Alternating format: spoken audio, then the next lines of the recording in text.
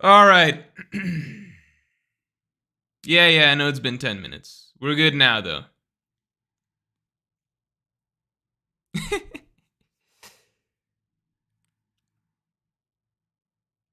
Yeah, everybody liked the stream. Everybody liked the stream. Now I finally have something to hold over you guys to get you guys to like the stream. I am not reacting to the chapter until the stream hits. Shit, there's not that many people here just yet. Until the stream hits 120 likes. 120 likes. Seems right.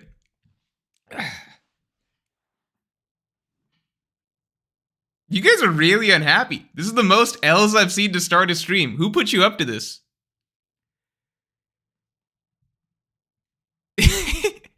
Aliath05 says, I can't believe you show up here at 10:27. Your dad and I are officially an item now.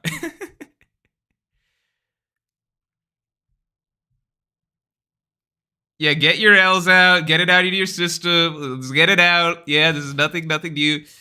Mark Zucknown, thanks for being a Yonko tier member for 2 months. Morj, let's go another banger chapter. Yeah, okay, so here's what I know about the chapter. Here's the things that I know about the chapter. All right, because I know some things. Okay, let's get the likes to 300. I think that's reasonable because it's already skyrocketing. So, the things I know about the chapter are there are 2 panels. Really, I know 2 panels. Okay.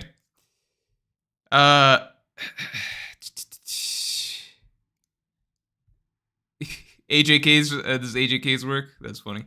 So two panels that I know of. I know basically one panel where I think Law is stabbing Blackbeard. He's like stabbing Blackbeard. God knows how he managed to do it through some sheer act of God or something like that. Law managed to get a lucky blow in on Blackbeard. So there's one panel of that, and then there's one panel of Law and Blackbeard clashing. So those are the things that I know right now. All right. I moved the goalposts. Well, okay. The initial the like goals. To be fair, the like goals are always. Keenan, thanks for being a Yonko tier member for 2 months. Glad I waited to super chat. I was about to give you a spoiler, LMO. I like the chapter though. Yeah, I imagine it's a good chapter if we're actually getting Law versus Blackbeard. Yeah, the goalposts move because there's more viewers that show up. So I always make the like goalpost based on how many viewers are around. So obviously if there's more viewers coming in, then the like goalpost is going to move. That's just the way it is. You think I want the stream to be at 120 likes for the whole night? That's crazy. You think we're going to hit like 1,000 something viewers? I'm just like, oh, well, I guess like 10% if you guys like the stream and I'm okay with that. No, the goalpost will always move. All right, let's do it. So the chapter's out, correct? Chapter's out? All right, let's do it. This is only the second chapter that I've live reacted to, right? So live reaction, take 2. Live reaction, take 2. Let's do it. All right. Oh man, I can't believe I have to read a chapter of Law fighting a Yonko. This is so upsetting. All right, let's see. I got the chapter up now. How did I do this last time? I guess I narrate, right? That's what you guys want? You want the narration? Okay. Chapter 1064, Egghead's Research Stratum. Wait, before I begin, so I was hearing that the chapter was out through some other people initially. Who were these other people? I'm just out of pure curiosity, because I might just check and see what their translations are like in hindsight. Pumpkin says this guy actually hates Law. Here's the thing. You know what's interesting? I wonder how much being a part of a fandom affects things, because I didn't used to. I kind of explained for a while why I disliked Law. I explained why I disliked Law for when I was reading it personally, right? When I came out of when the story moved out of time skip and everything like that. I explained why I didn't like Law initially because I felt like I was waiting on Straw Hats to get their focus and everything again. We'd been focused on Luffy for so long between Impel Down and Marineford. So I was waiting. I was really excited to see the Straw Hats finally get to shine again, right? And then we start the new world, and it's entirely about this dude, Trafalgar Law, out of the blue, as though the other main characters don't really matter. It's now Trafalgar Law and friends. So when I was reading initially, that rubbed me the wrong way. It it was nothing personal against Law. It was more so what the effect that he had on the story, on the characters that I wanted to see more of. Even Luffy became Law's sidekick for a good 100 or so chapters, starting from Punk Hazard to essentially the very end of Dressrosa, when Luffy finally became the star of the show again, right? Law goes down to Doflamingo, and then Luffy steps up, and it's, then it's the Luffy show again from there on. Luffy does what Law couldn't, etc. But for a good 100 or so chapters, Law was the main character of One Piece, no question. Punk Hazard, through 80% of Dressrosa, it's Law's storyline, everybody else is his supporting cast. So that wasn't fun for me to read, right? I understand in the grand scheme of things, now I care less about that. I understand why Trafalgar Law became such an important character for that section of the story. And it doesn't matter now, because now we're kind of back to status quo, right? Luffy and the Straw Hats are still the main characters. But you understand why I didn't love it reading week to week for that long, just reading the next episode. Like, I thought I signed up to read fucking One Piece, the story of Straw Hat Luffy, the Pirate King, and his crew, the characters that I've grown to love over time. I didn't realize I was signing up to read the story about this random knockoff Sasuke-esque figure that just got dropped into the story out of nowhere, that now we're supposed to be all wrapped up in his revenge plot or some bullshit, basically, for the next 100 chapters, after I waited on these fuckers to train for 2 years to show me what they can do now. Anyway, I'm all cool with that now. But I didn't love Law for a long period of time. It's just the way it was. Now, I didn't hate or dislike Law, but once I joined the One Piece fandom and I saw all of you people sucking Law off and treating him like he's God's gift to man, I said Law's shooting up the popularity polls. He nearly overtakes Luffy as the most popular character for some period of time. Everybody else seems to love the fact that it's the Trafalgar Law show. And everybody else seems to think that he's I don't know, anything Luffy can do, Law can, I don't know. People overrate the shit out of Law in my opinion. I think it pissed me off more once you're in the fandom and you see everybody else basically. I know that the same thing happens to a lot of Zoro and Sanji fans where people read or watch the series on their own. And maybe you're a Zoro fan or you're a Sanji fan, but you don't dislike the other character. But then you join the community and you see how much discussion and arguments and how much rivalries and everything like that ensue from just liking one of those two characters. And then you start to resent that character yourself, you see? Flame Emperor says, what do you mean, you people? What do you mean, you people? Sheriff Lafitte says, what Law is to you, Sabo was to me. Yeah, but Sabo never really, dominated the story in that sense, Pierce Sullivan says, power scaling time. Who wins? Fruitless Law and Beppo versus Johnny and Yasaku. Oh, Johnny and Yasaku, easy. Johnny and Yasaku, easy. Come on. Fruitless Law? Come on now. Come on now. Obviously, I'm kidding. Let's read this. Maybe Law's Hockey impresses me this chapter. All right, chapter 1064, Egghead's Research Stratum. Germa 66, Cold-Blooded Voyage. All right, so they've got Pudding. That's interesting. So they've got Van Auger here. Is this the first... Can someone confirm for me in chat? Is this the first time a cover story has definitely because we saw Van Auger, I'm sure we see Van Auger this chapter, right? I don't want to skim ahead, but is this the first time we see a character in both the cover story and the main chapter at the same time? Because I think this is the first instance, I guess, of it kind of canonically confirming that the cover stories are not happening simultaneous to the events of the story, right? Is this the first time? Any other examples?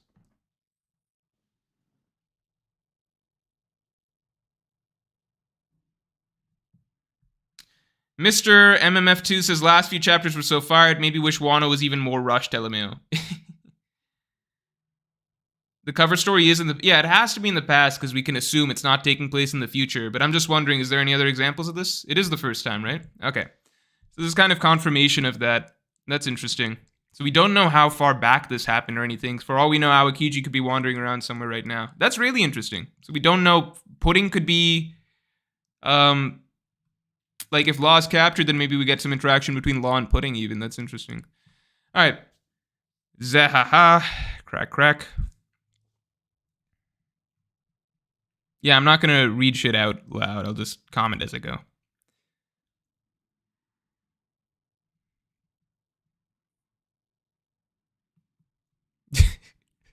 Law giving commands to his crewmates is just hilarious. It's like, what are they gonna do? Get in the sea and provide cover. What is that? I guess they can use the submarine to shoot.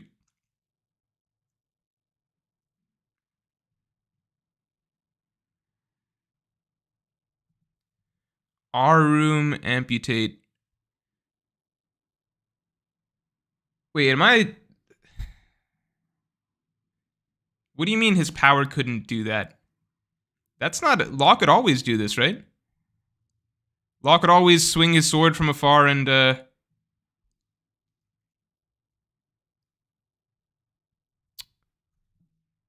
What the fuck? Oh, okay, I guess it's him moving his room? No, I literally don't get it.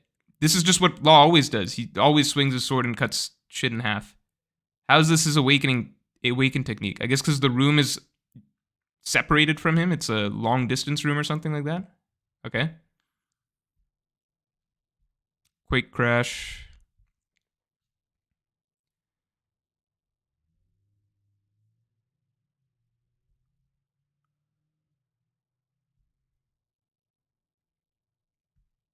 I like that he's still using his apple bombs and stuff. Oh, rear sighting of one of... Wait, what? Come on now. What? Law's crew can't do this shit. This is it. What? Come on now. There's no way. What? What? Shit, if they gotta power up like this between Onigashima and now, then God knows what Law could do at this point. What? Oh, come on now, Doc Q. You can't be getting fucked up by... You know what I think of Shachi? Okay, what I think of Shachi and Penguin as? Here, let me show you guys. Here's what I think of Shachi and Penguin as. I think of them like, they're so, like, these fuckers in Law's crew, they're literally just like, look at this. This is what I think of them as. Like, it's just... Who gives a fuck? Like, you can't be getting fucked up by one of these guys. They're just like the most replaceable generic sidekicks you could ask for. Like, it's just to round out Law's crew with some named characters. It's just like, it doesn't really matter. But here they are, shooting explosive bubbles or some shit like that. Explosive bubbles or damn, Doc Q getting fucked up by Thing 1 and Thing 2. Actually, just Thing 1. Just Thing 1. It's a mistake to underestimate us when we grew up in the harsh, cold waters of the North Blue. That's like, what? That's like saying that, like, it's a mistake to underestimate fucking, like, Wapol from Drum Kingdom, or, like, Chess Marimo or some shit, or, like, Day One, like, Drum Kingdom Chopper. Don't want to underestimate him. He grew up in the harsh cold of a winter island. That doesn't mean you should be able to do jack shit to, like, a Yonko's crew. You ain't got a chance against us in a sea battle. Okay, so that's where he's going with it. I guess. All we gotta do is sink your ship. Yeah, seems easy. John Bart, sniper. Wait, what? What? Jean Bart just tanked a... Well, I guess it's just a bullet. Or was it a hockey bullet? I can only assume it was a hockey bullet. These are not the same characters I saw in Zou or Onigashima. Yep. Okay, so Law... Hold on. Got behind Blackbeard. Blackbeard's always so... He's always so unprepared for everything. He always just... That's the Blackbeard, right? You show up extremely confident, and then one thing happens, like something that's not out of the order, like something that you really should have expected. Something that's perfectly reasonable, and then he's just like, what the fuck is going on? He shows up to fight Ace. Ace hits him with fire, like, several times, and Blackbeard's just like, holy shit, fire. That Ace, he's I wasn't really expecting to get fucked up like this, but all right. He shows up to Impel Down. He's like, Magellan, the head warden or whatever. Seems like a strong guy. Oh, fuck. He nearly killed me. Wasn't expecting that. Oh, Whitebeard. You're on your deathbed, I see. Time to swoop in and, oh, fuck. I'm nearly dead again. So people come save me. He shows up to Boa Hancock's island. First person that encounters him is fucking Seraphim Mihawk. He's like, oh, shit. What the fuck is this? This thing's strong. Shows up here. He's repeatedly surprised by Law's abilities. He's like, oh, fuck. No one told me he could do this.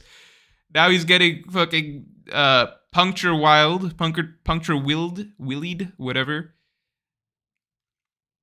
This is what happens when you charge in half-cocked. Yep, yeah. Oh, no. Shall we return to the ship? Don't be an idiot. We finish what we start. Yeah, Blackbeard only does that when he knows he can win. I've never seen him do that when he's actually, like he'll run away from an Akainu or a Shanks or even a Rayleigh recently. Like if he's not sure he can win, then he won't do it.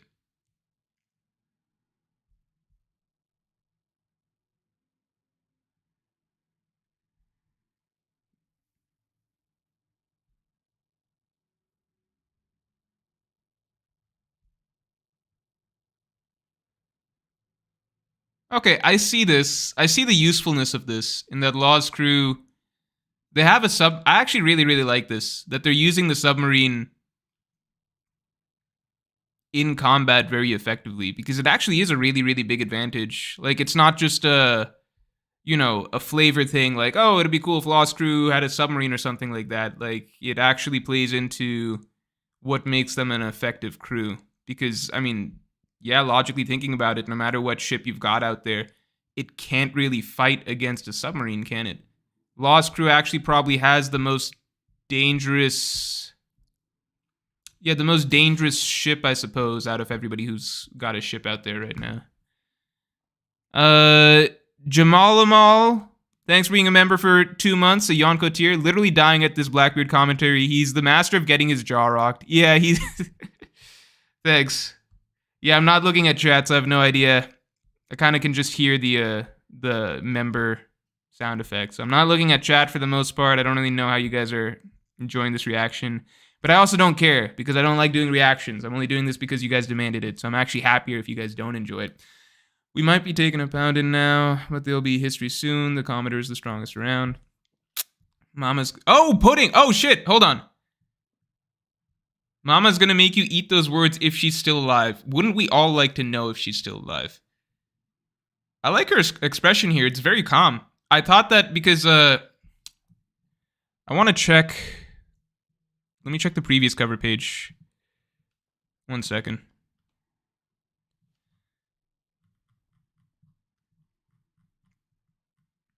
Yeah, in 1063 cover page, she seems pretty scared.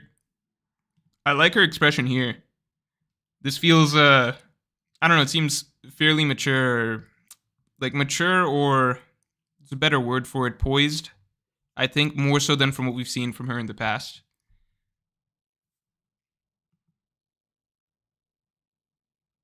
We're fighting her killer right now, right? That's interesting. It's a hard-hitting quote, to be honest. Okay, and we got Gura Gura versus Law's Fruit. It's a clash. It is definitely a clash. But I've seen this panel before, so I'm not shocked. And he's pulling... Yeah, basically he's just going to pull the Devil Fruit counter. Counter to Ace, counter to Whitebeard. It's just kind of checkmate. I think Law can probably get away from this in theory, right? Because... Scroll a little bit, looks like we cut away. Because Law's not like Ace or Black or Whitebeard. He's not a stationary figure, right? He could, in theory, teleport around and get away. Unless Black Vortex works in the sense that even if it's just targeting you, at that point you can't use your Devil Fruits ability. I don't know if we're gonna get to see the outcome of this, unless it happens at the end of the. If we're just cutting away for a bit. It's literally called Winter Island. Did I not catch this last chapter? Was it always called Winter Island?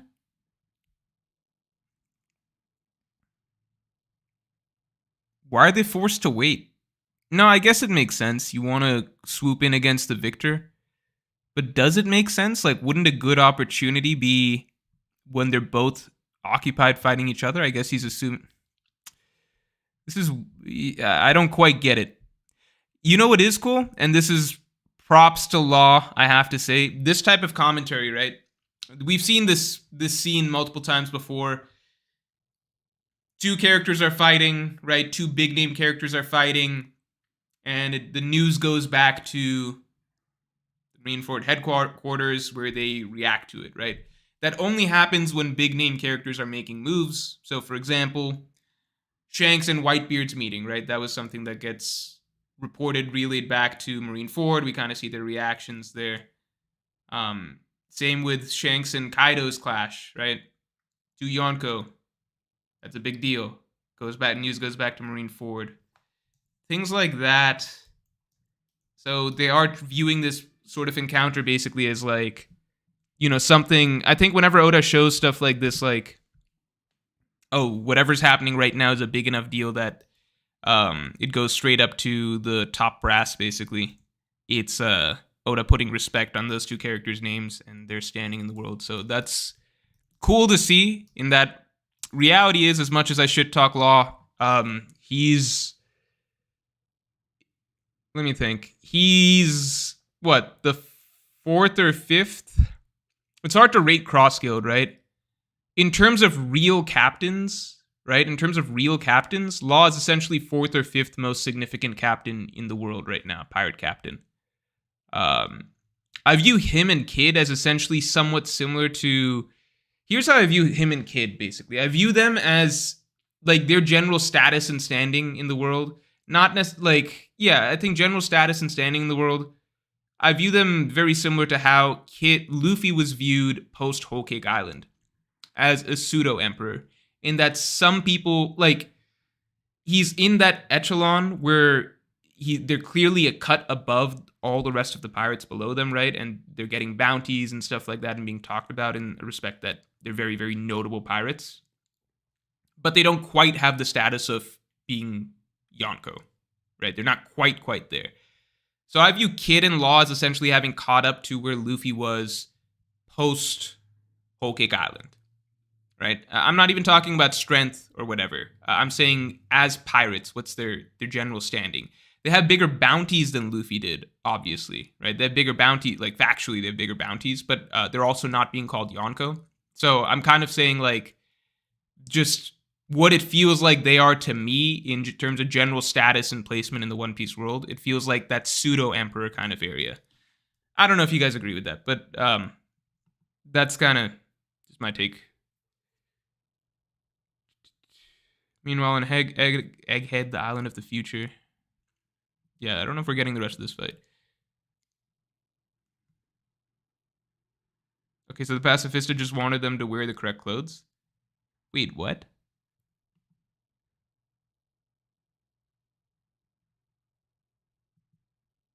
Oh, one thing I should do. Let me change the title. This is a reaction now. Reaction. We'll switch it back to discussion as we go. Oh, wait, this is Luffy. A glimpse at a possible... No, is this the same as that? I'll check it after the chapter. You know when Oda drew the Straw Hats as being older and everything like that? Is that the same? If we can't take any of them out, we'll be in trouble. I have a heart, Luffy. Sorry, Bonnie. Pacifistas just bring up some bad memories for us. Yeah, they're top 3 most traumatizing things for the Straw Hats.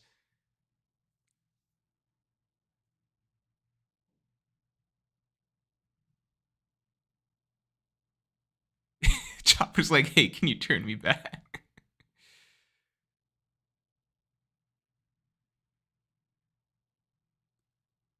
Nothing personal, Bonnie, but what I know about Kuma doesn't paint a pretty picture. For all of you who want to get some more thoughts on what happened, what went down with Kuma, check out my most recent video, because I think it's actually one of the safest and like most likely theory videos that I've ever done. It's nothing crazy, but it also just makes a lot of sense, I think. Like, I think it's a pretty tame theory that just makes a lot of sense, but I think we can probably speculate a lot on Kuma's past. He was deposed by the people. That's interesting. That's interesting.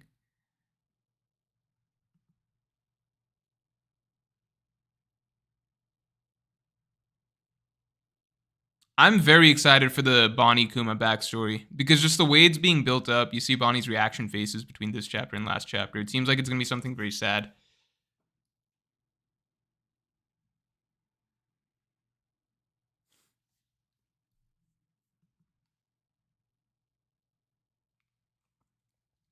Is this a lightsaber?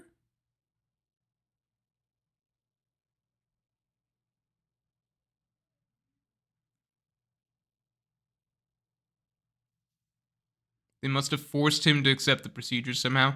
Check the video to see what the theory on what made him accept the procedures is. A beam saber. That's awesome. Yeah, it is a lightsaber.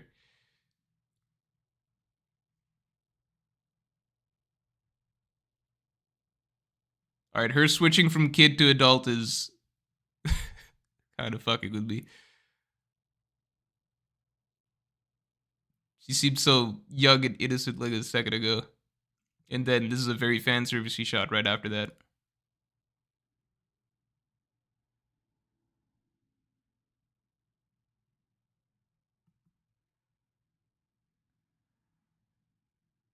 Dad used to say he was part of a very special race.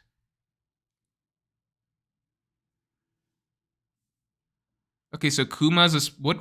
How many races do we have? So Kuma's part of a special race? How many is Kuma Lunarian? Obviously not, right?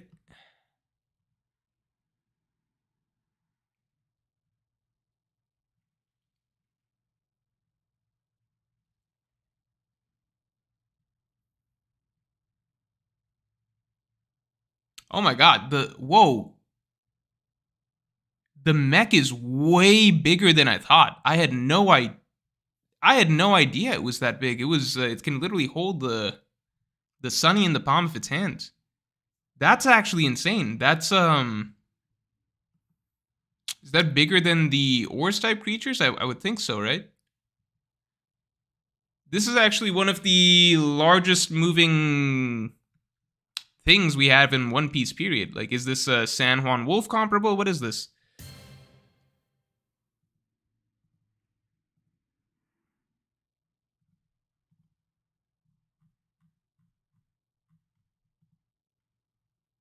Go check. Thanks for being a Yonko for 2 months. Appreciate it.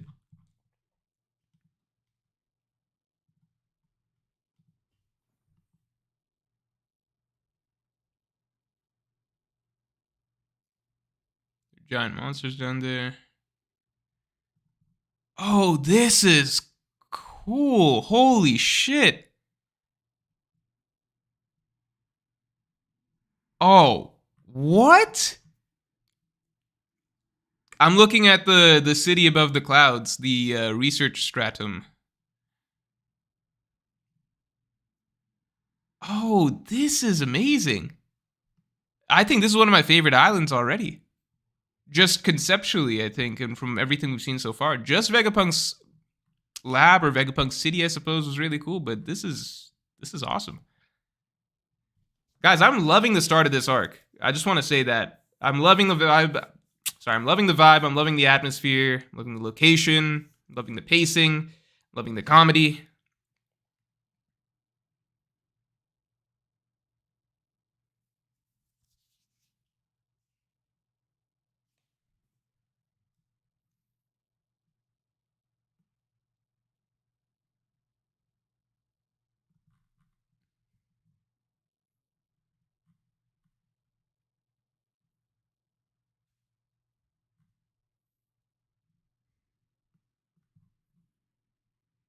Oh, they're all getting Bonnie outfits?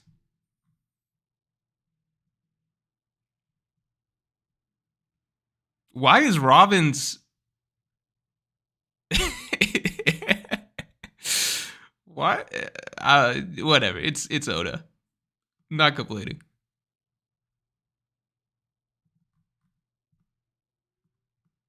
Wait, why is Sanji's just clearly not with the vibe of the rest of them? Ooh. Wait, I read the panels in the wrong order here. I honestly think Bonnie's got Nami and Robin beat here. I gotta, I don't know. We gotta see the comparison when they're all lined up. You look freaky, lush. Okay, next chapter we're gonna learn something about Dragon. Cool. Classic Oda cliffhanger. All right. Hope you guys enjoyed that reaction. Yeah. All right. Now we can change it back to a discussion stream. That was a great chapter. I really like that chapter. All right, let me see how you guys have been. I guess shit talking in the meantime. And also, let's get the stream likes up to 700. Let's get it up to 700. I take one little break to read the chapter, and everybody stops liking the stream. Crazy. All right. Yeah. Let's see. Okay, so a lot to take away from that chapter, or was there a lot to take away from that chapter? Not a lot to take away from that chapter. It was mostly action and some setup, which I don't mind. This chapter flowed. It felt like there was a lot in this chapter. You know what I mean? Felt like we covered a lot of stuff. Mr. MMF2 says last few chapters were so far. Yeah, we covered this. Nicholas Sealstern says, do you think if Jack somehow, some way did manage to take back Doflamingo from the Marines and bring him to Wano? Do you guys remember when Jack... We were so hyped for Jack once upon a time. You guys remember when there was a point where we thought that, where Jack thought that he could take back Doflamingo from Sengoku and Fujitora. He literally, he seemed really badass at that point in time. I think we all knew he wouldn't succeed, but it was just the willingness to do it, right? He seemed like a madman. He seemed like a crazy badass at that point in time. He just seemed like he didn't give a fuck. Showed up to Zoe. Extremely unreasonable, violent, stubborn, aggressive, didn't give a fuck, refused to back down, came straight back to Zoe, was just like, we're gonna kill this whole elephant. What happened, man? They just made him look like a bitch for all of Wano, start to finish. It was like he was just he almost didn't have a personality in Wano. He was kind of just like a shell of his former self. He was just King and Queen were written with personalities. It was just like the former Jack that we saw previously didn't exist. Anyway, Jack managed to take the Doflamingo from the Marines and bring him back to Wano. Was he going to be Kaido's punching bag until Luffy got there because Doflamingo failed? No, because Kaido genuinely needed Doflamingo for his business. I don't think Kaido would have just beat up Doflamingo for no reason. Kaido might have, hurt Doflamingo a little bit, but he needed Doflamingo for his business. He needed more smile fruits for some goddamn unknown reason. Those smile fruits sure came in handy, huh? What a game changer those were. Really set the world ablaze. Imagine an army filled with 10% gifters. Truly terrifying. World government's walking around with 1 million pacifista plus seraphims and shit like that. And Kaido is... It's almost pitiful to think about. Kaido is... whatever the fuck destroyed the Lucia Kingdom. And Kaido's sitting back on Wano, having spent countless billions of dollars into research for this weird scientist dude on Punk Hazard, basically a wannabe failed Caesar, or wannabe failed Vegapunk. Caesar, obviously, I'm talking about. For him to concoct some weird shit that works literally 10% of the time so that Doflamingo can then sell it to Kaido at some likely hiked up unreasonable price, and then Kaido can make... Dude, Kaido was living in Fantasyland. He was living in some delusional world or something like that. He was literally this army of 10% smile user, 10% gifters. That's what's gonna make me Pirate King. Has he been outside? When was the last time Kaido touched grass? Has he seen what's going on in the rest of the world? Does he know what the world government's working with? It's very, very, very different from those gifters. I'll tell you that. Like I think Kaido's entire army could be made up of headliners, not just gifters. I'm saying headliner caliber characters, right? So it could be like a million hold'ems, and I think I would still take I would take like a bunch of pacifista over that personally. Let's see, where are we at? Spade says Law's crew confirmed strongest in the verse. Yeah, no, Law's crew impressed me. I liked, and not in a joking way. I think that they're not strong, but I like that Oda gave them their own little niche, which is factually a very effective niche to excel in, because it's like, yeah, they'll get fucked up on land by pretty much anybody, probably by the Arlong pirates. But on sea, which is in the world of pirates, you know, factually where most people spend most of their time, right? I'm saying the word factually a lot, but I'm driving home a point here. In the sea, I think Law's crew should win almost any naval battle, which actually is a really, really big deal. And I like that Oda included something like that to, you know, just to make them seem more effective, to make it seem warranted that, you know, they're Law's, they're the crew of a character like Law, who is obviously a very high profile pirate in the broader world, right? I do wish some of them were stronger, but, you know, the more I think about it, it's just like, yeah, nobody should beat the Law pirates in a straight up naval battle, right? You would have to have some abilities that can affect things under the water. It would be very, very difficult. Or you would have to have fishermen on your side like Jinbei, characters like Sanji that can travel underwater really well, stuff like that. But it's a good idea by Oda. I really like that. Okay, anyway. Crunky Crucker says, "Hey Mochi, I love your smile at Law's crew." Yeah, I did like Law's crew. Nicholas Steelstern says, "More just toxic towards Law's crew." No, what did I just say? What did I just... Come on now. You got to hear the whole thing. How dare you compare them to Thing 1 and Thing 2? Sheriff Lafitte says, "Oda's gaslighting us into thinking Law's crew has always been strong." Yeah, that's true. This is some major gaslighting going on here. Charlotte Katakuri says, "Yo, that Blackbeard breakdown was hilarious and pretty accurate, thanks." Big News Morgan says, "If Law got this much stronger, just imagine Kid." I don't think Law got stronger. I don't think Law got stronger. You're saying between Wano to now? I don't think Law got stronger. As much as I shit on Law, this is par for the course. I have to give him some props at this point. He is doing some stuff 1v1 versus a Yonko. My whole thing was that we never really got to see him do anything to Big Mom on his own without her already being distracted by Kid. But look, he's here. He's doing it. He's still gonna lose, but... you know, he got a good hit in on Blackbeard. We kind of got an idea of how strong his Devil Fruit Awakening is in straight up combat, which is that he can use it, it looks like, against the Guruguru no Mi, I guess. He probably won't win this clash, obviously, but Blackbeard is going to throw in a second Devil Fruit, so it's not really a fair comparison. But yeah, it does seem like Law's pretty strong. That's fair. I still don't change my previous opinions on him, which were basically, I think I get a better idea. Like, I do get confirmation that he is good in a 1v1, but it doesn't change my previous opinions on him, which is that he's really, really bad at hockey. It's a general fact, confirmed throughout everything we've ever seen in the story. Just to give you an idea of how bad he is at hockey, by the way, if you actually look at his clash, and you look at every single Law fight ever, so forget Conqueror's Hockey, and forget Advanced Conqueror's Hockey, obviously. Forget Future Sight, forget all that stuff. Forget Advanced Armament Hockey. Just jump 50 tiers down. Law can't even coat his sword in hockey.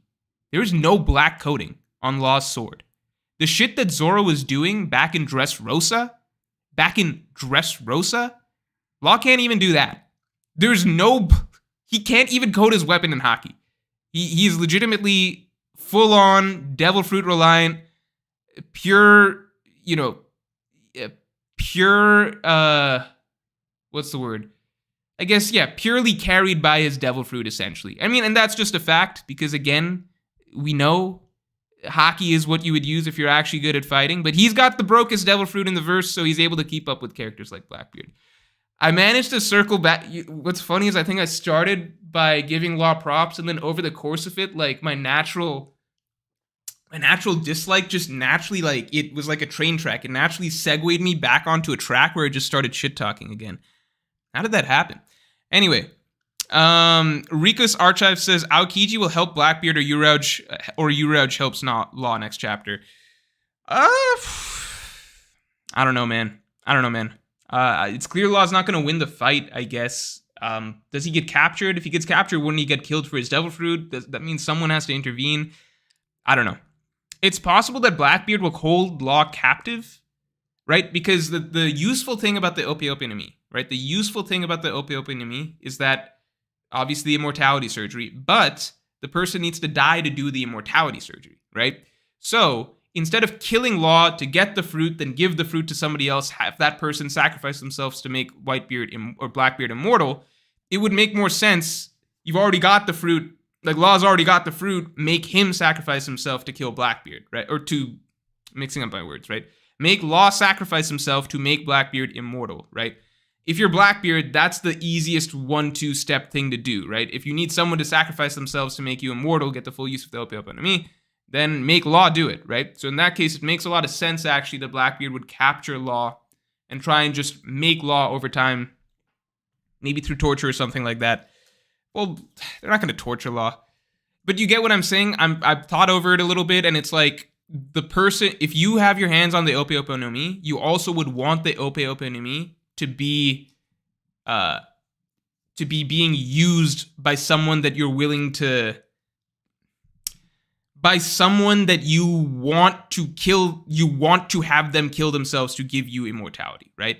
Blackbeard would likely not kill Law, take the Ope-Ope-Nami, give it to one of his crew members, because then that's just like, well, now this crew member's got to sacrifice themselves to make Blackbeard immortal. So it makes the most sense to me that Blackbeard, if he captures Law, so if in the case that Law is not saved, it makes the most sense to me. Blackbeard captures Law, and it's just one of his side running goals, basically, to make Law sacrifice himself to use the immortality operation to make Blackbeard immortal. Does that make sense? Keenan says, Oda heard, and thanks Keenan, I appreciate you as always. Oda heard us all talking shit about Law's crew and decided to give them a random ass buff. Penguin and Shachi relevant now. I get them being relevant in the water, but Jean Bart, a good bodyguard for Law, house does not make any sense to me either. Jean Bart doesn't make sense. Shachi and Penguin, I'm like, okay, we never saw them fight in water. But Jean Bart, it's like, I saw that dude get fucked up by a random mink. Like a random mink, literally Pedro's subordinate. Sheriff Laffy says, Big Mom mentioned three races, right? Giants, Lunarians, and one more. I thought we'd already gotten the one more. Am I crazy?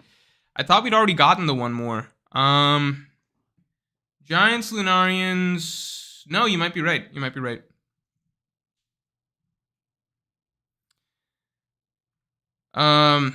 Anybody in chat got ideas on the last race? Anybody in chat got the last race? Any ideas on the last race?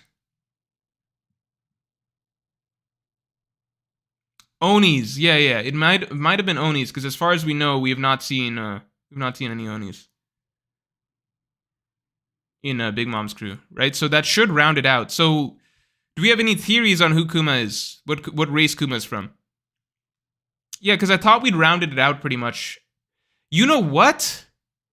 Giants, Lunarians, Onis. I've made a full fucking video on this. I literally made a full video on it. So I already talked about the 3 missing races.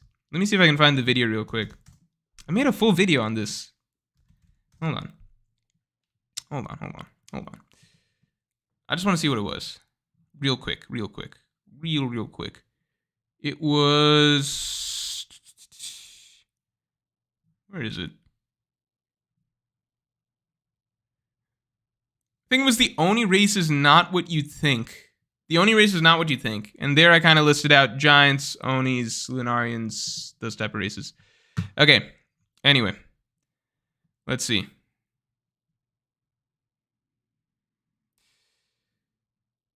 Lane XYZ says, guys, don't follow Morj on Twitter. You don't want to see his NBA takes. On the bright side, his One Piece takes are still good enough. Feel free to support. All right. Recently, I put some takes out about Kawhi. That probably went a bit too far, but I also stand by them. And sometimes you just want to tweet. You just want to argue. Sometimes you just want to argue about basketball, basically. You just want to argue about basketball. So it's like, that wasn't, like, to me when I'm talking, like if I'm talking NBA, like, then it's just me. It's just me. It's just like me talking on a forum, basically, right? I'm just replying to people It's just what it is. I don't really care if it becomes a long argument or whatever. I'm just having fun. Manifest Joe, welcome to the Yonko. Thank you for joining. Where are we at?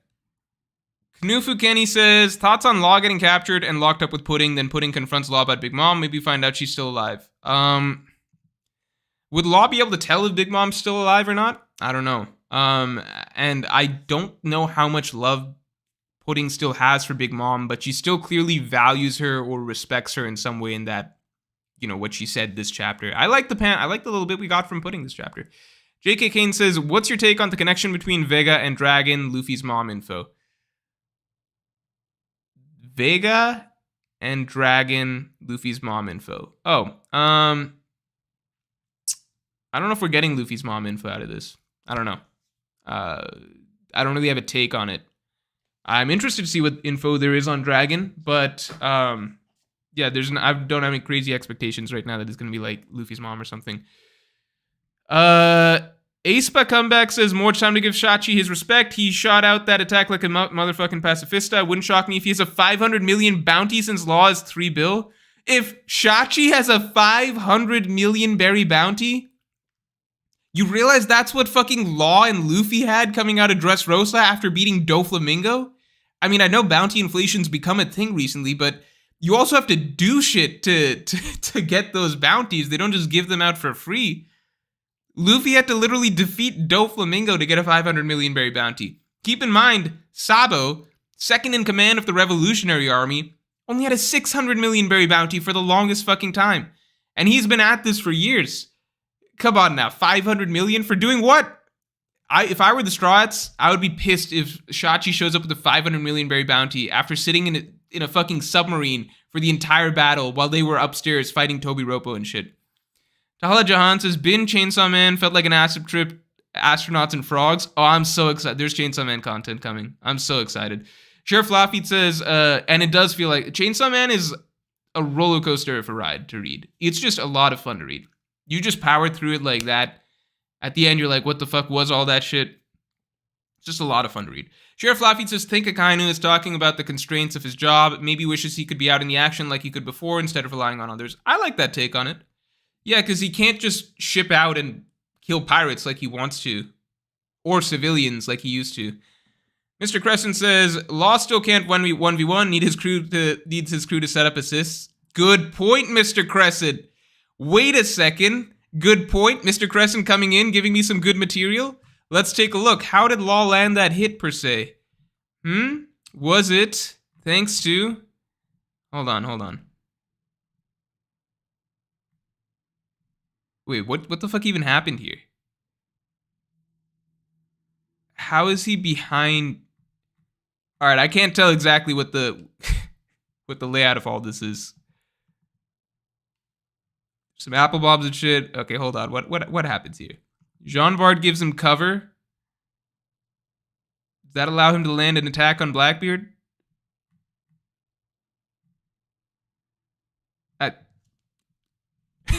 I'll wait for the anime to clarify it for me. Okay. Law is the Kawaii of One Piece. Oh, fuck. Don't even... If for anybody that does follow my Twitter, you know I was kind of going off on Kawhi Leonard recently. Gets credit for the bare minimum a 3 billion berry pirate should be doing. I agree. That's the thing. People don't understand. I could go on a whole thing about Kawhi Leonard as well. You guys don't understand. I was rooting for him in that 2019 run. I loved watching Kawhi in that 2019 run. I thought he played amazing in that 2019 run. It was when people started sucking him off and acting like he's something more than he was after that. Number 1 player in the world, number 2 player in the world, shit like that. I was just like, what? Did LeBron, Steph, KD, did all these players just die? What are you talking about? Felix C says Morj's ability to find lost lander is unmatched. I'll lay off for a little bit. I can't deny this was... I think the thing that is big. But I saw this before I read the chapter. The panel of him clashing with Blackbeard, that's big. That's the Guru Guru no Mi, right? That means that Law's Fruit is also, the awakened version of Law's Fruit is also really, really strong. Jack Mahope says, not gonna lie, them trying to sink the Blackbeard pirates is genius. Instant win if you destroy their ship on sea. Yeah, no, props to the Heart Pirates. Like, it's actually just so straightforward and logical. It's just like, they don't need to be strong on land. Pirate battles often, usually in theory, not in the actuality of the One Piece story, but pirate battles should be taking place on sea. If we have a submarine and we can swim and shit, then we'll just fuck up whoever we come across, right? And Blackbeard's crew, in particular, considering these dumbasses are still going around on rafts, literal wooden logs. So it's basically the least, how do I say this? The least properly aquatically adapted ship, Blackbeard's crew, going up against by far the most advanced and optimized ship for naval battle. So that's an interesting little contrast there. I like that. M0B says, Law loaded Zoro just like Amsa loaded Mango. Oh, you're coming straight at me with, come on now. It wasn't a load. Amsa, he barely won. He fucks. You're coming at me with where it hurts. Kawaii? Amsa versus Mango? Come on now. All right. Where are we at? Tom says, blocking apple bombs is, I could get into, never mind. I'm not going to say anything about Zoro. Tom says, blocking apple bombs is S tier feat greater than splitting the sky. I would agree. Those apple bombs were something. Where Tio Man says, I think Kuma is some sort of a giant. They aren't all from Elbaf. Oh, Kuma being part giant would be interesting. Nicholas Sealstern says, I have a theory. What if Kuma was a Lunarian that lost its wings but retained its powers? Okay, so we're on to the Kuma theories here. Mr. Sureshot says, it feels like Oda is throwing a quick bone to the Heart Pirates before they get defeated. Yeah, I mean, that is what it is. They're a capable crew, but they get destroyed in 1v1 fights. Yeah. I mean, that is what it is, right? This is probably the best that we're going to get to see of them. Half a chapter of holding their own against, a few members of Law's crew, of Blackbeard's crew, which is not bad. That is infinitely more than we expected out of them, right? I still cannot forget that comment that somebody said the other day on Twitter, which was just like, Law's East Blue crew. I was just like, fuck, why is that so accurate? But they're not an East Blue crew. Can an East Blue crew do this? No. Crow Stray God says, are we about to get some Brook and Zoro bro bonding? If not, then Zoro plus Brook versus CP0 incoming. Honestly, I fucking skimmed the shit out of what these other straw... I didn't skim, but I didn't commit to memory what exactly all these other straw hats are doing. Okay, so Zoro and Brook... I didn't actually... Hold on. Okay, so they're watching the ship. I forgot about that. They're watching the ship. I thought that I forgot that these two are staying behind to watch the ship. Bro bonding, I don't even know. It's possible it's the other way in that they might just not be important for this arc. Because we know Frankie's important, right? No, I don't want to think about it like that. Maybe them watching the ship, yeah, that's them versus CP0 or something like that. Maybe a little bit of action there. I don't know how much time Oda's going to spend on those two characters, though, right here. So I wouldn't expect significant stuff necessarily. Like, maybe a fight scene. That'd be cool. Nate Raid says, is Kuma and maybe Bonnie's race the reason why Akainu was scared of Bonnie escaping after Marineford?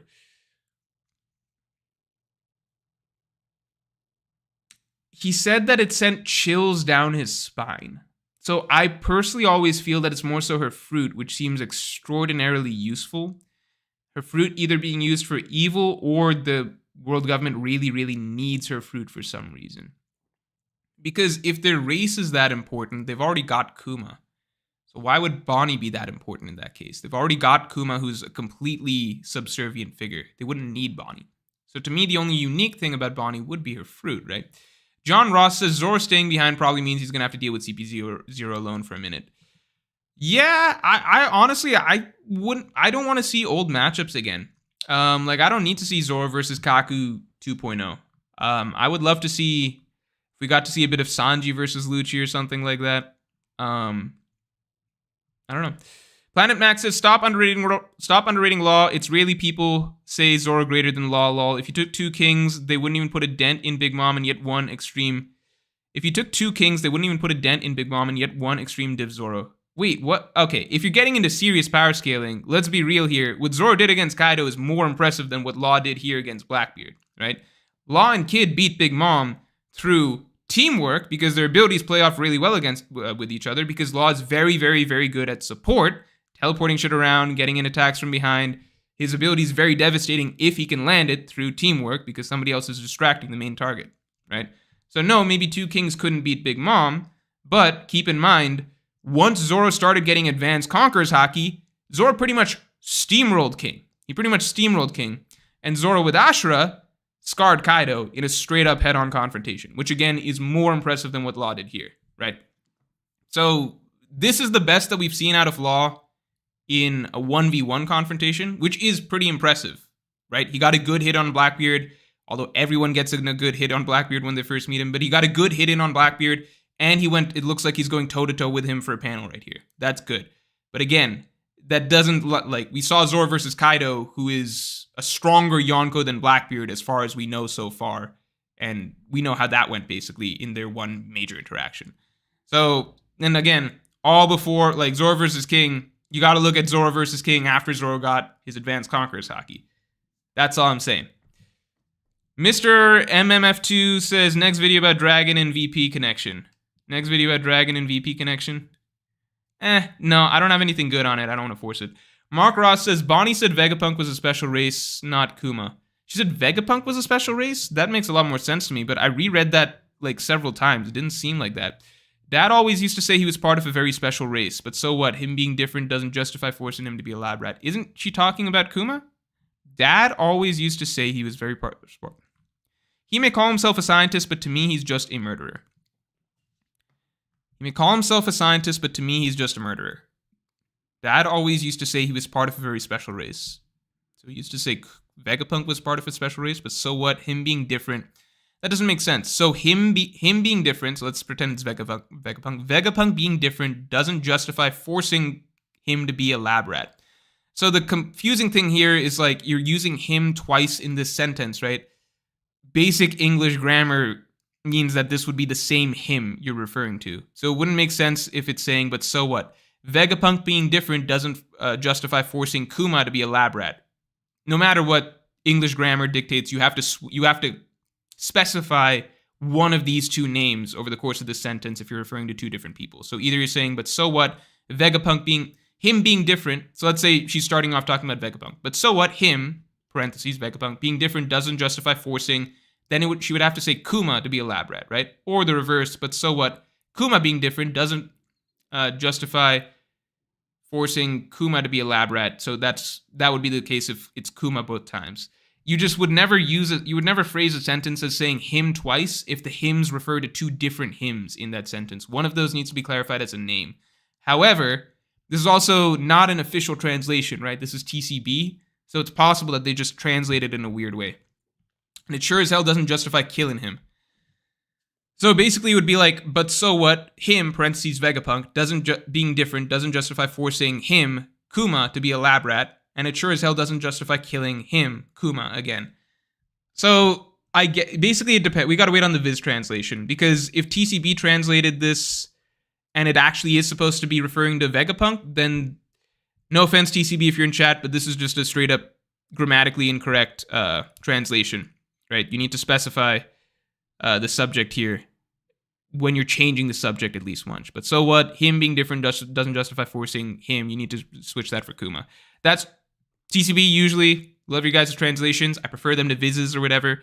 But if it's referring to Vegapunk, which would make more sense to me, it's just translated incorrectly here, though.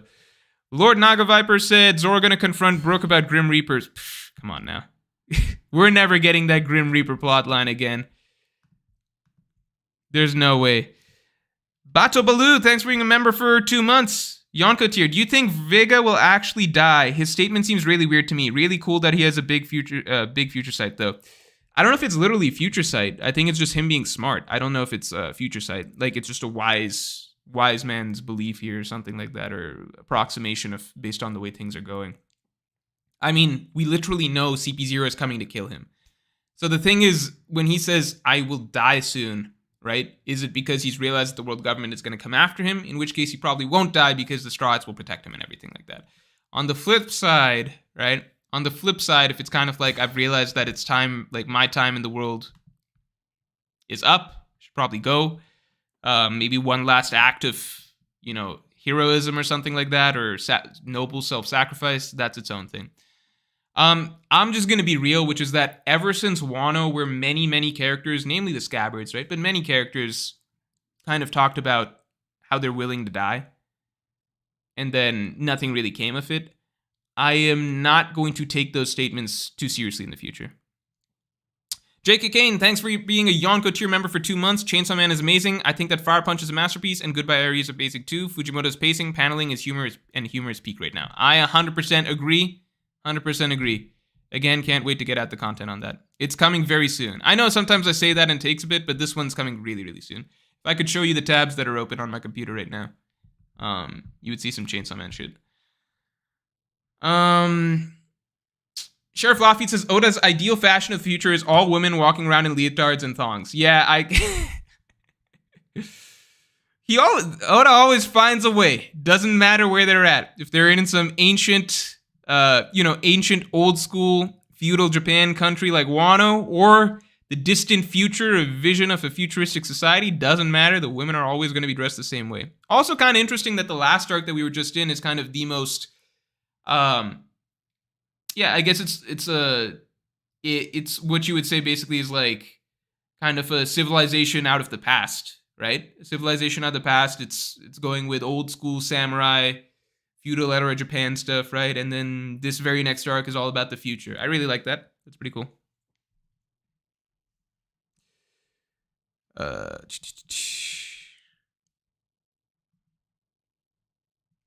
Sanpat Sakesh Revolverpati says, since Law's Crew specializes in sea battles, what are your thoughts on Law's Crew versus Fisher Tiger's Crew on sea?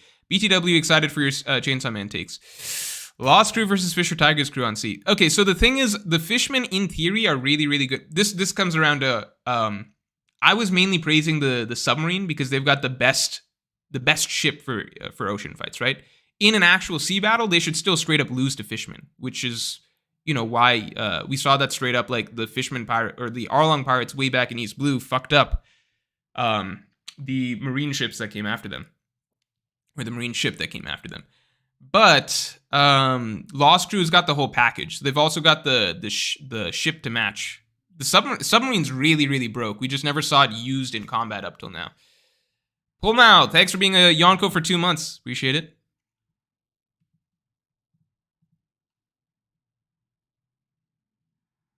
Nurga and Chainsaw Man takes. Yeah, I hope you guys enjoy. I think there's a really good analysis video coming for Chainsaw Man soon. Nuragangi says, if Haki can cancel Devil Fruit Power, Momo can be a kid again.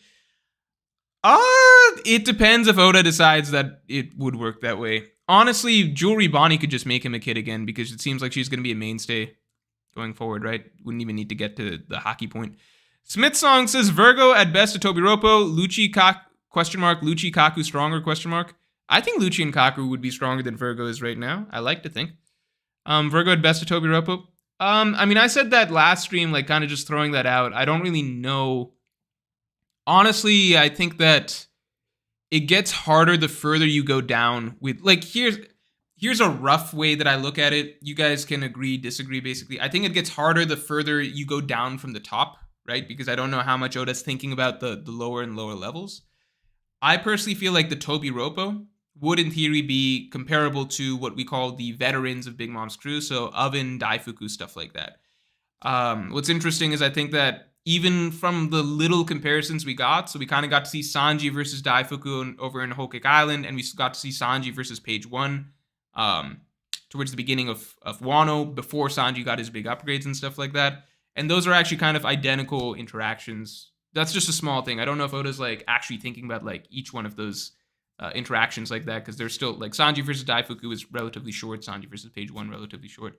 But I kind of think like, okay, if we're making up tiers here, It feels kind of like maybe Toby Ropo line up with the veterans of Big Mom's crew. Then naturally Calamities should line up with Sweet Commanders of Big Mom's crew. Again, all rough scaling because that doesn't necessarily mean each, second commander has to be equal to second commander, third commander has to be equal to third commander, stuff like that. But that's kind of where I'm scaling things. Then if I'm looking at like the Doflamingo pirates, right? I kind of view it as like Doflamingo, he would fall into the category somewhere among the Yonko commanders. Some people have him as low as like below Yonko third commander. Some people have him as high as like first mate or something. I don't really care about that. He's generally in that ballpark, ranging from Yonko top commanders, right? So then Virgo, I would imagine Virgo probably falls somewhere around the Toby Ropo veterans or something like that. But some people put him lower, some people put him higher. I don't know. It gets kind of hard to scale once you get lower and lower in the list, It's like, where do you scale like Amande? Where do you scale Bobbin? Where do you scale some of these characters the further we go down? You guys get what I'm saying?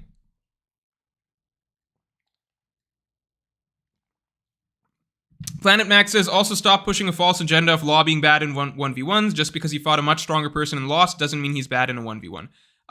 The last time we saw him in a 1v1 was Doflamingo, but clearly, I stand corrected. Clearly, don't mean this in a sarcastic way, even though it's kind of starting to sound like that just because of the way I started this sentence. But clearly, with his awakening and all the shenanigans he's been showing with his awakening, right, over the course of this one chapter with Blackbeard, he would destroy Doflamingo at this point, I think, right?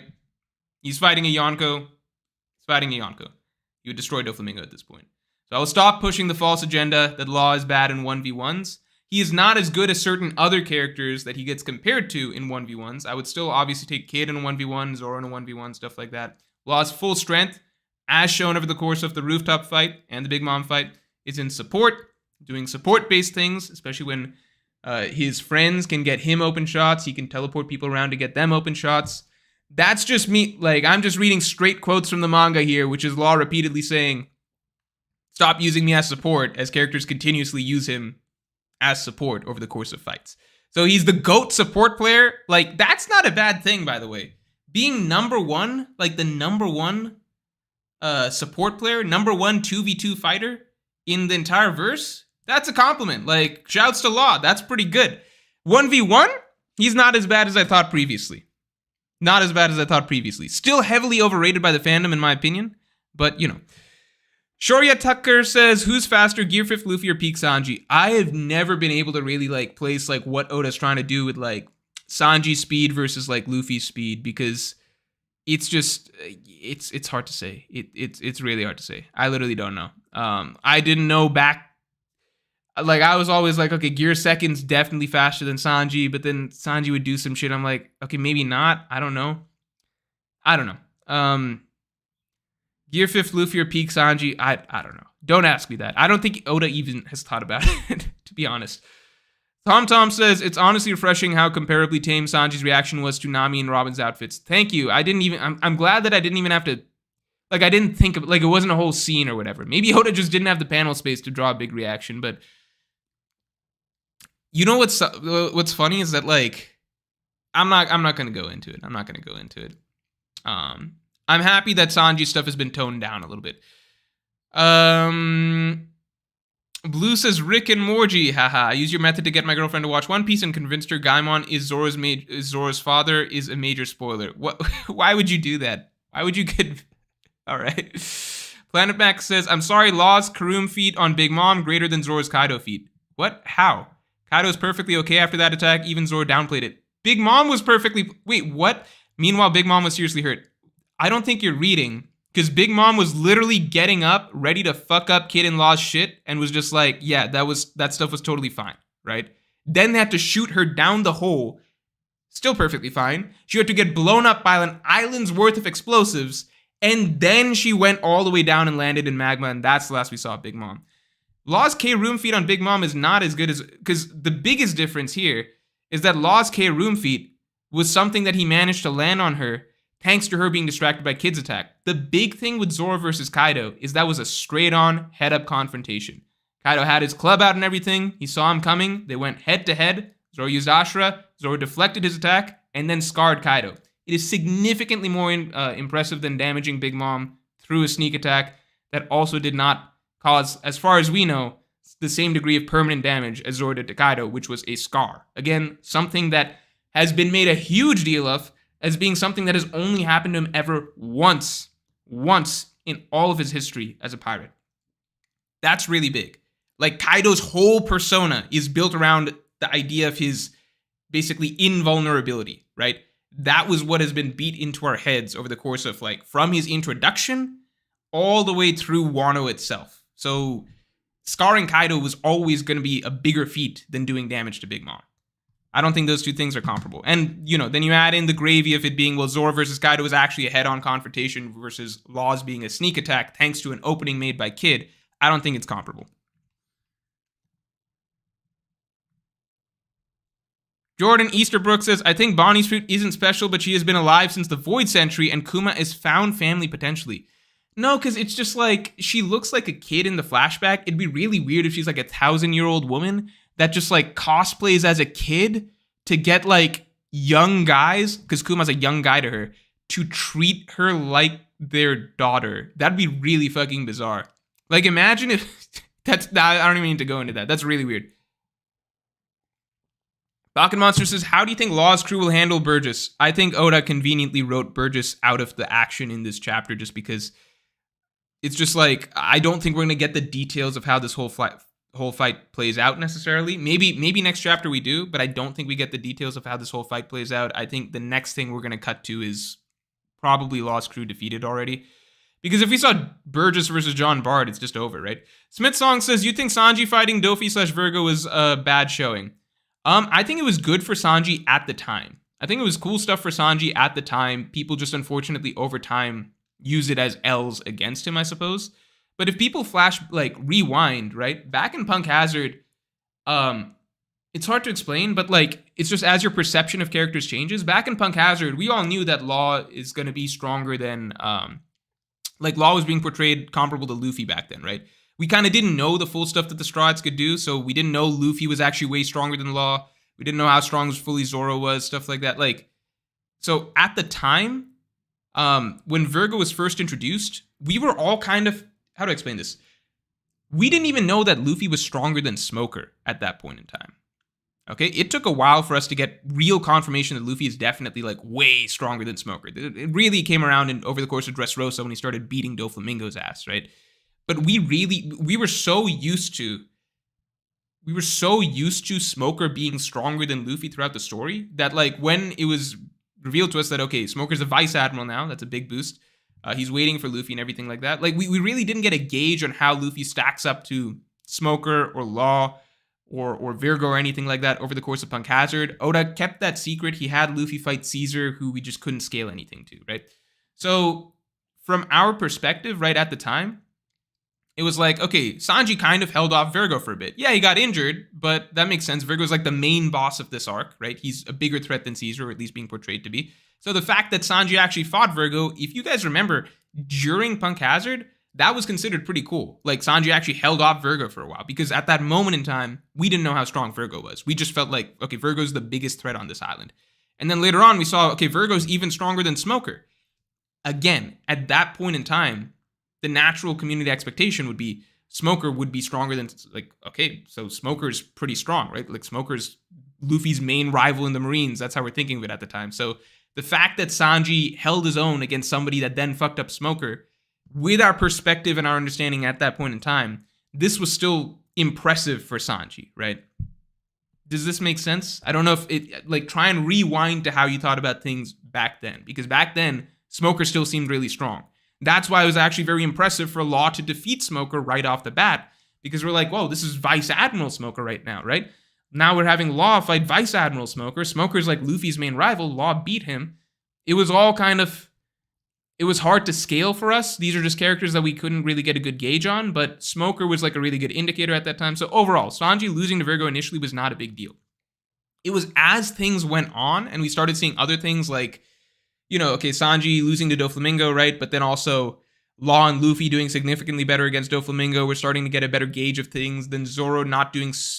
Zoro obviously losing to Fujitora, but Zoro fans tended to use that Fujitora moment as a a better showing than Sanji versus Doflamingo, stuff like that.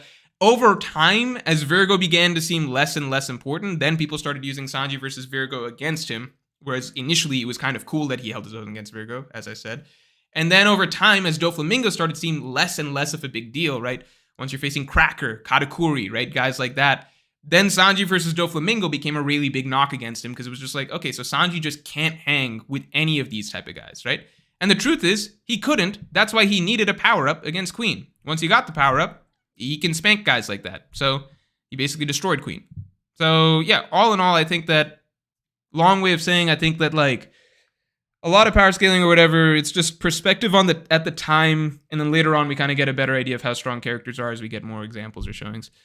Because again, I think for a long time people were like, oh, Sanji's just getting downplayed for his Virgo and Doflamingo showings. They're not that bad, blah, blah, blah. Over time it was like, wait, yeah, they are kind of bad. Sanji did need a power-up this entire time. He did finally get a power-up against Queen, and now we're all hunky-dory, right? Nerve AMV Maker says, the roof battle is the only time Law, Kid, and Zoro all fought the same opponent. Zoro was more impressive. That's the most objective power scaling moment. That's the thing that kind of frustrates me, because that's the thing that people forget, which is that if you go back and just reread the whole rooftop, in every facet, the characters that are portrayed as the most impressive are Luffy, then a Gap, Zoro, then the rest of the supernovas. And that's something that you can, like, in every category, in terms of how much damage they did, like the actual feats that they had up there, and most blatantly, how Kaido and Big Mom talked about them, how they hyped them up, who they were showing respect to, who they were showing fear to, who they were commenting on. It was Luffy, then Zoro, then Law, Kid, and Killer were basically also there and also kind of doing stuff, but usually not really damaging Kaido or Big Mom in some significant way, and not really being talked about by them at all.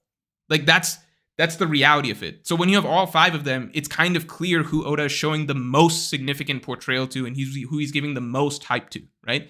I think people are skewed because later on Oda had Law and Kid beat Big Mom, which is more significant than King, but he had them beat her in a tag team, and he didn't actually have them beat her straight up. He showed that they actually needed basically outside environmental effects, which is random bomb, nuclear explosion, dynamite, TNT, and stuff going off in her face for her to be knocked out, because they're literally incapable of taking her out.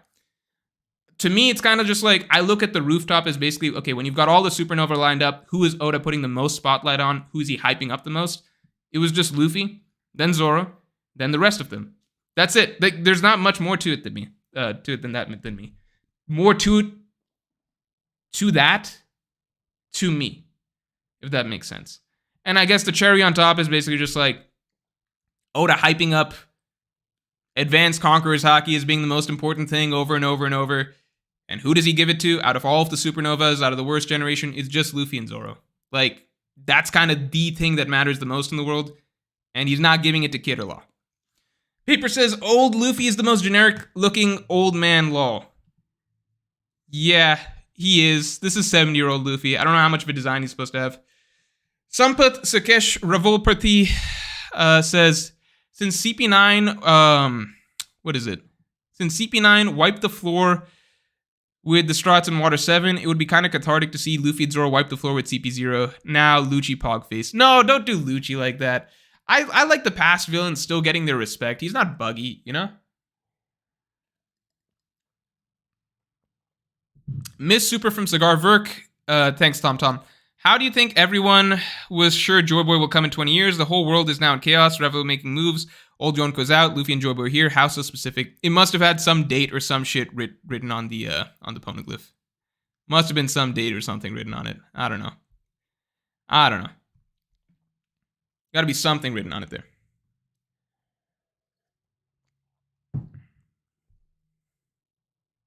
El Mahem Plays says, Law's Haki was strong enough to block Doflamingo's Haki with just his hands. That's so unimpressive, it's crazy. 1, Luffy also blocks Doflamingo's Haki and stuff like that with just his hands. 2, this is before Luffy is actually good at armament Haki, right? This is like Doflamingo, his Haki was shown to be weaker in terms of cutting than even Cracker's, right? Then Luffy had to get his Haki up. Then Luffy learned advanced armament Haki. Then he learned advanced Conqueror's Haki and stuff like that. Like, there are many, like, blocking Doflamingo's strings, that's like so far off from the characters that we're talking about here, which is like the top tier characters. You know what I'm saying? Where are we at? Oh, M0B says Mango had a head-on confrontation with Amsa. You know what? I'm okay with Mango having lost now, as long as Mango wins the Ludwig Invitational. That's all I want. Ace Comeback says, are you doing Hunter x Hunter chapter reviews? New Hunter x Hunter greater than 1064. Is the new Hunter x Hunter out already? Is it out already? I thought it was coming out tomorrow. Oh, man. I thought it was coming out tomorrow. I saw some panels being leaked. I thought they were just panels. I didn't realize the whole thing's out. Can someone confirm? Can someone confirm?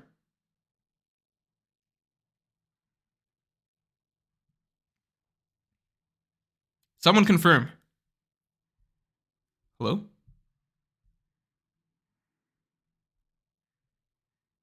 Dimion Wright says, by that logic, is Law stronger than Kid and Law Morj? I think it's entirely possible. We have no way of scaling Yamato.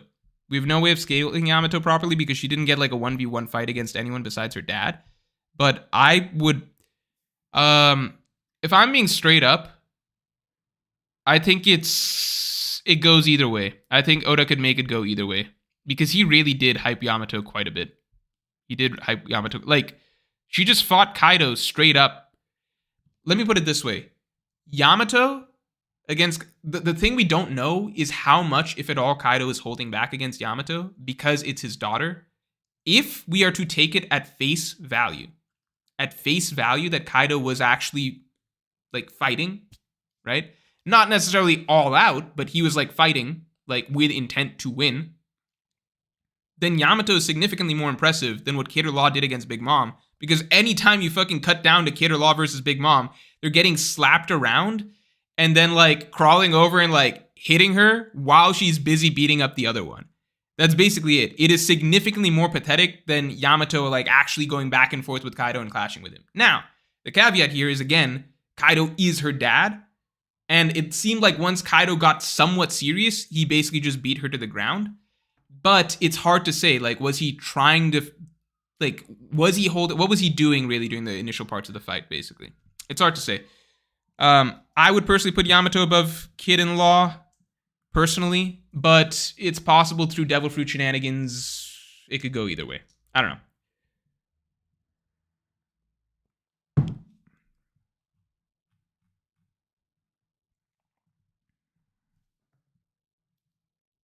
Sheriff Fluffy says, all that matters is that Luffy is stronger than Zoro and Law. Yeah, for sure.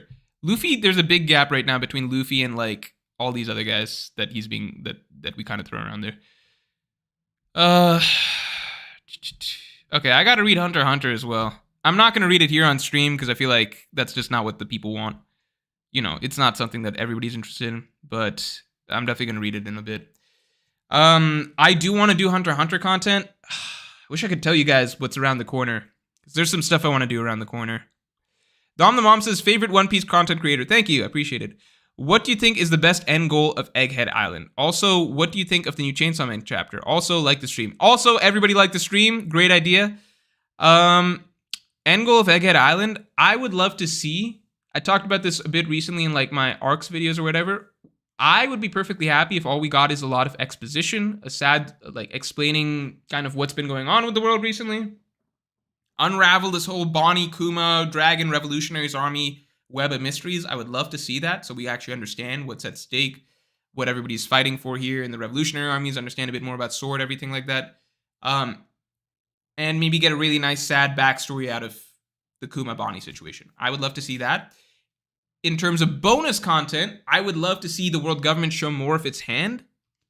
And maybe us getting a bit of a reveal, I guess, to outside nations and stuff like that about how bad the world government is. Kung Fu Kenny says, Blackbeard said he wants the poneglyphs, nothing but lost fruit. Do you think Oda's just saving that dialogue to later? Yeah, I think so. I think one of the things might just be like, it's, if you're dropping like a badass line as your entrance, it's easier to zero in on one thing. Like, I'm here to take the poneglyph, winner takes all. Maybe a bit more so than like, I'm here to take the poneglyphs. Also, I want to capture you and hopefully force you to do the immortality operation on me. I don't know. It's just trying to do a badass, like, piratey one-liner as your entrance, I guess. Not sure. But I'm sure he's also interested in the fruit. Sunput Sakish Revolapati says, in Wano, we only see Conqueror's Hockey being used like armament hockey getting super buffed. Can Conqueror's Hockey be used like observation hockey? Is it the voice of all things? Oh, shit! That's a great point. Could advanced Conqueror's Hockey be both the sky-splitting shit, so like next-level armament, and also voice of all things? So, like So basically what you're saying is like Conqueror's Hockey is like a spice, and you use it in conjunction with like the manner you could use armament hockey, and then you get this effect, or you use it in conjunction with observation hockey, and that grants you the voice of all things. That is crazy interesting. I love that possibility.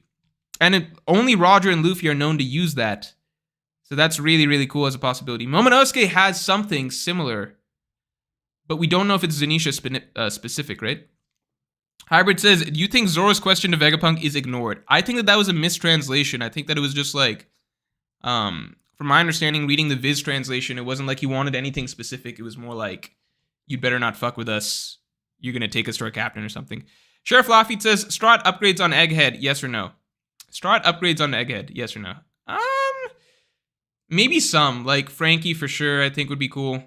But I don't know if they're all getting a power-up on Egghead. It just doesn't feel like a fighting arc to me. But maybe it could turn into one. Could always turn into one. Oda's been just on fire with his ability to surprise lately. I don't know if I've expressed this enough, but I love the recent run of chapters. Really, really do. Honeymoon says, congrats, Morj, on your first day out of prison. Oh, is that the new thing? I'm out of prison now? I was in prison up till now? Okay, cool. Cool. Lord Vader says, Odin also had the voice of all things? Odin, Roger, Luffy, Rayleigh. I don't think Rayleigh's used the voice of all things. Odin, I forgot. But Odin is an advanced Conqueror's Hockey user, so it does play in.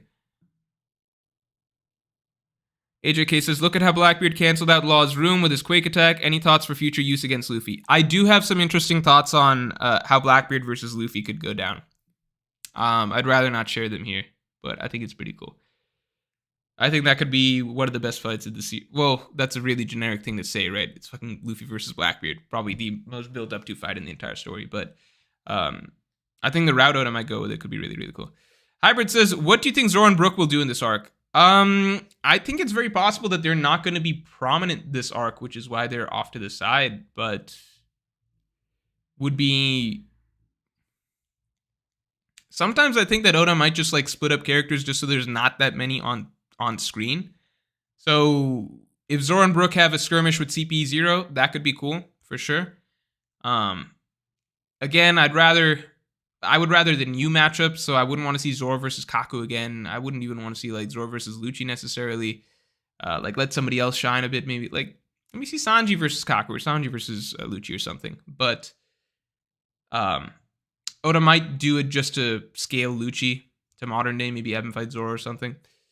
But I don't really like. There's just nothing that seems very important to me about this arc for Zoro or Brook in particular, right? Whereas we can think of things that are important this arc for, obviously, Frankie, Chopper, potentially Sanji, stuff like that. Potentially Robin, considering there's a lot of secrets of the world. And Robin's the one that's familiar with most of these characters, right? She knows Dragon. She knows Sabo, who Bonnie saw.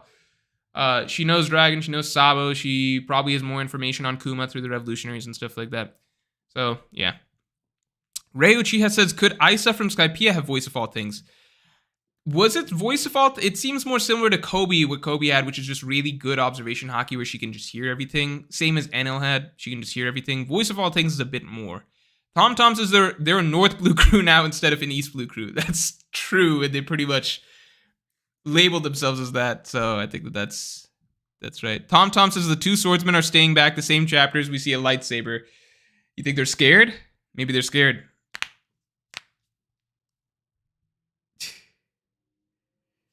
All right. I think AJK asked a good question. Any tips for managing time or getting plans / routines / goals done? Struggling recently with getting things done and wasting time. I actually really like that question, man. Because that is something that I had to get better at over the years. I've never been somebody that I used to not be a hardworking individual. I'd say back in high school, definitely back in high school and college, I was not a hardworking individual because it was just very difficult for me to sit down and focus.